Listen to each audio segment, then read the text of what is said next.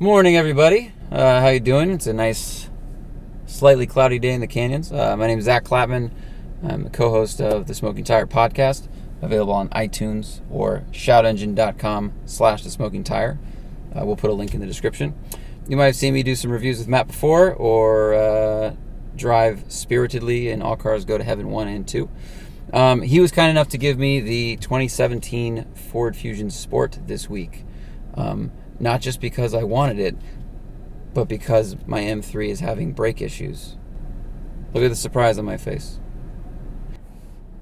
Never buy a German car, says Zach. Buys a German car, does Zach. But anyway, you're not here for that. So this is the 2017 Ford Fusion Sport. Sport denotes the engine, which is the 2.7 liter EcoBoost twin turbo. And it's quite good, 320 horsepower. And 380 foot-pounds of torque on 93 octane. I'm going to go over the Maroni now, just real quickly, so I don't do it while I'm driving, because that's illegal and dangerous. It comes with a lot of stuff standard. It comes with these sweet perforated leather seats, which are heated in this case. 10-way power seat, fog lamps, quad exhaust, taillights. It's a good thing this comes with taillights. I'm glad they wrote that down. Hill start assist, electric brake assist, Sirius, remote start, rear view camera, because it's required. Options. Let's go to the options. So this car starts at $33,000 and change. Ours has optional 19-inch wheels, which I think are $2,000, also known as Rapid Spec Equipment Group 401A. Enhanced Park Active Assist, the adaptive cruise control with stop and go, which is great. The voice-activated touchscreen for sync, which responds really quickly, by the way. The driver assist package, which has things like the lane keeping system, blind spot warning, and cross traffic alert. All that makes this car $40,000, $955 with destination and delivery. So, $40,000. Seems like a lot of money for a Fusion, maybe. There's other cars in the segment like the Accord and Optima that are cheaper, but this car has all-wheel drive, turbo, and way more power than those other cars, and also has a very awesome suspension system, which we will talk about on the way. So,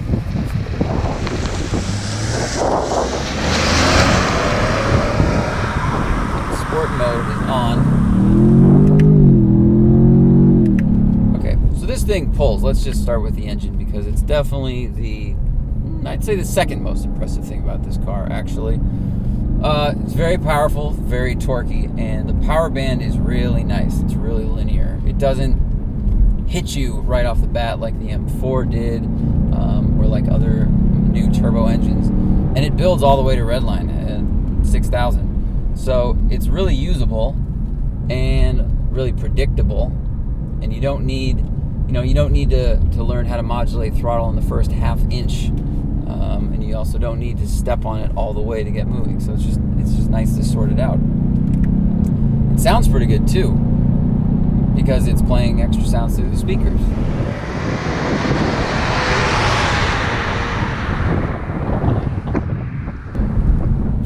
Some people like that, some people hate it.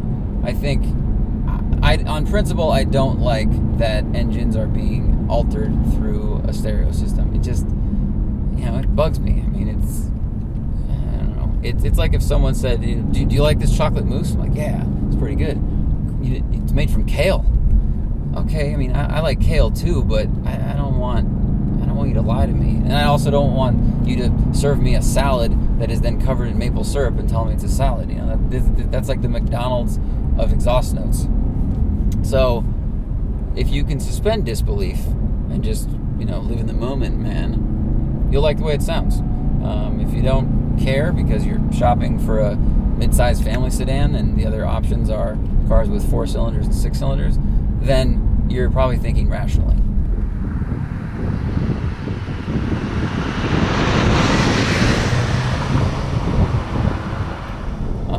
These corners are going to lead me to the steering feel, which is lacking. If you want more steering feel in this car, you might go to your local vitamin shop and see if they have a supplement for it, because it's just not there. I mean, sport mode on, sport mode off, it doesn't really matter. The rack speed is good.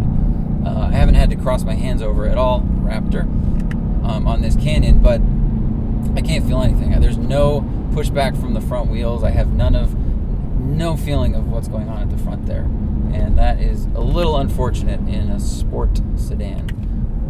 The last car I drove in this segment, to be fair, was a Honda Accord quite a while ago, and it was superior. But if you're actually shopping for these cars, just do your own homework, drive both, and if steering feel is important to you, make your decision.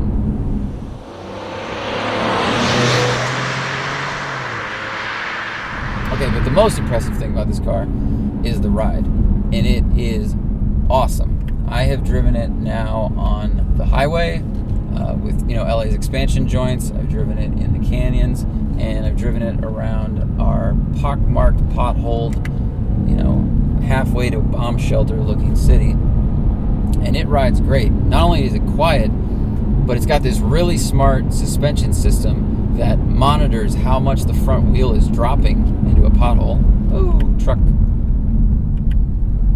That's, if you're going to back up, at least you're going to do it in something where if you get hit, you won't feel what hits you. All right, thanks, man. So, Ford built in this pothole detection system that has all these sensors, and as the front wheel dips into a hole, it will actually restrain how quickly it drops in. And then it senses the backside of the hole and how much force it pushes in, sends that information to the back wheels, and they know how to react even quicker. Or sorry, not how to react quicker. They're prepared for the size of that pothole and the depth of the pothole, and then they can tighten or loosen the suspension accordingly. I have to say, it's pretty miraculous. It seems like it just half floats, over the roads. The NVH in the car is really good. The seats are very good. The cushioning actually helps dampen any bumps you might encounter as well. But that suspension system, if it's going to trickle down to other Ford cars, is going to be great. It's only available on the Fusion Sport right now, but no one builds a rocket ship and goes up once and takes one picture and then they're done. Like, they're going to go do other stuff with it.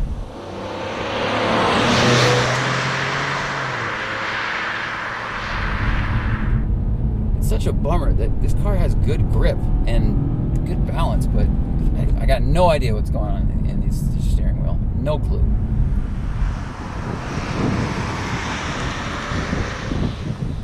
Some people wrote that the seats didn't have enough bolstering. Okay, that is true, but I'm smaller than your average shopper for this kind of segment. And also, how many people are driving these in the canyons? How many people are going to take this to a track where they need a lot of lateral support?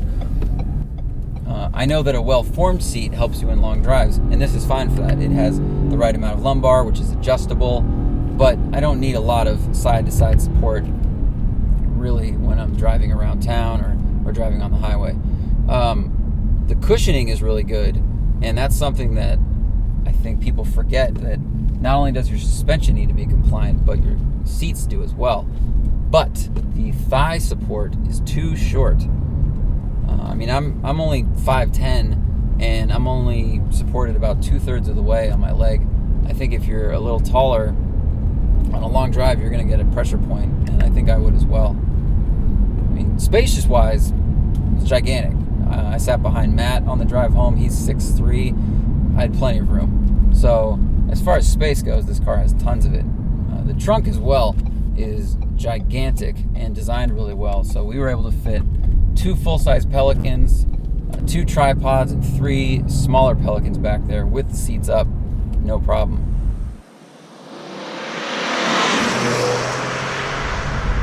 The car feels a little big when you drive it, but that's because it is a big car. If you want space inside, it's going to require some use of space outside.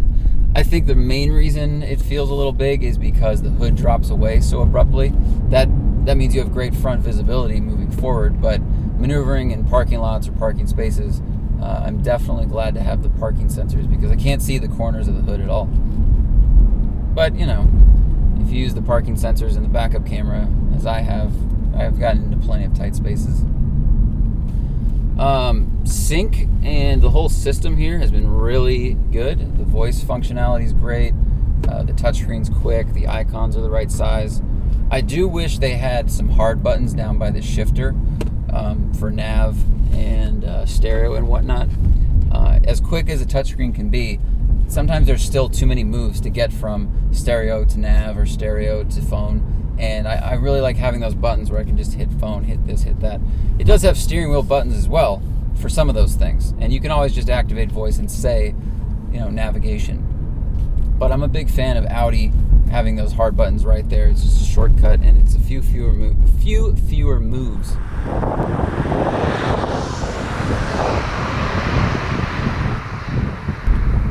Other complaints, there's really not many. I wish the interior design was a little more interesting.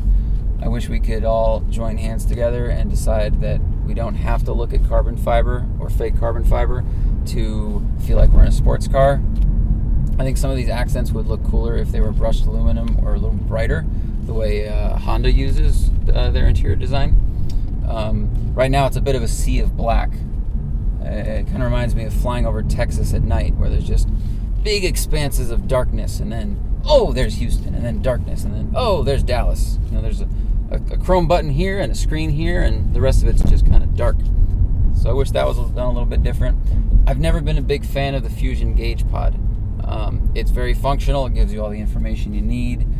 It's very utilitarian. It looks kind of tiny in such a big car with such a big dashboard. The benefit is that it all fits inside the steering wheel. So it's not like I can't see, 50, 60, 70 mile an hour marks because the steering wheel is in the way, which does happen in other cars. So win some, you lose some.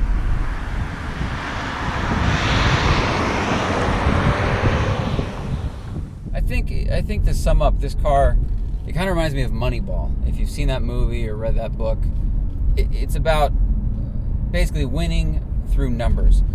Instead of going after these high dollar, big name players and trying to spend all their money on your A-Rod or whatever, the guy that was managing the team found, players that were averaging the guy that was managing the team found players that were consistently good at many different things, put them all together, and then they won a championship. You get a guy that's hitting just a little bit above average often, but he's fielding balls a little above average often, few errors, and you end up with a winning team. And I think that's what Ford did here. They got a good engine, they put all-wheel drive on it, they put a great suspension system on it, you got a really functional sync system, you got fast computers, radar cruise control. You have everything you'd want from a family sedan kind of luxury vehicle with some performance that you could drive in any weather condition and in any season and any climate.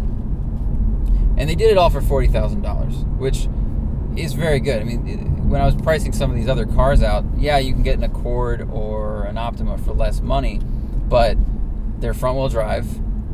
They don't have nearly as much power or torque. They're down about 100 foot-pounds of torque. And a lot of them you also had to add on the same options to get these same features.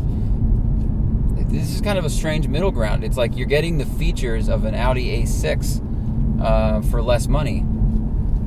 I think the benefit of the Audi is it's an Audi. The interior design will be better.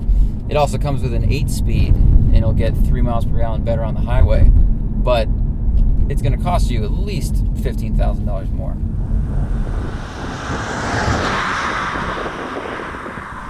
We'll find somewhere to stop. One thing I forgot to mention as we wind down is the miles per gallon. 17 city and 26 highway, which is not very good. Right now, gas is cheap, so it's okay. And obviously, horsepower and performance come at a price. Literally. Wow, super old Mustang. I wonder if that one works. Speaking of Audi,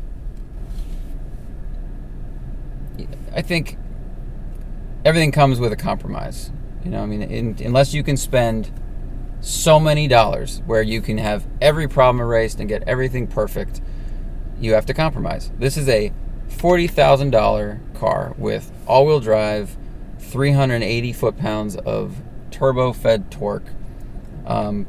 Every gizmo you could want in a car, and it all works really well. Steering wheel feels good. The button layout is intuitive. Most of the touch points are good. The fabrics are nice. I mean, this container is gigantic. I fit an entire water bottle in there sideways. It's spacious. It's comfortable. It's really quiet on the highway. You get all those things. The compromises, okay, well, it's not that interesting to look at here. I wish the seats you can't really apologize for. It's not going to get the greatest miles per gallon because it's got a lot of horsepower. So, I think it has a lot of pros. It's got a few cons. If you're shopping for a family sedan, check this one out and weigh it against what you need. Again, it's like, what do you need in a car? If I lived in Colorado again, I could probably convince myself to finance an A6 because I like the brand and I like the way they look. But I would also really enjoy pulling up to a ski lot in this with the seats down, with the boards in the back, with snow tires fitted on it, like ripping my way up the road, and knowing that I've saved a bunch of money that I could then use to fund experiences, frankly. I mean, as I get a little older, I'm realizing it's more beneficial for me to maybe buy a $40,000 car and then drive it to a bunch of awesome ski places or awesome destinations than it is to buy a $60,000 car and have to then squeeze every penny. So, yeah, I don't know. I hope you guys liked it. I hope you check out our podcast. Again, it's on iTunes or shoutengine.com/TheSmokingTire. New episodes every week. Keep watching the one takes. Keep your eye out for other cool stuff we're doing. And, yeah, have a good day.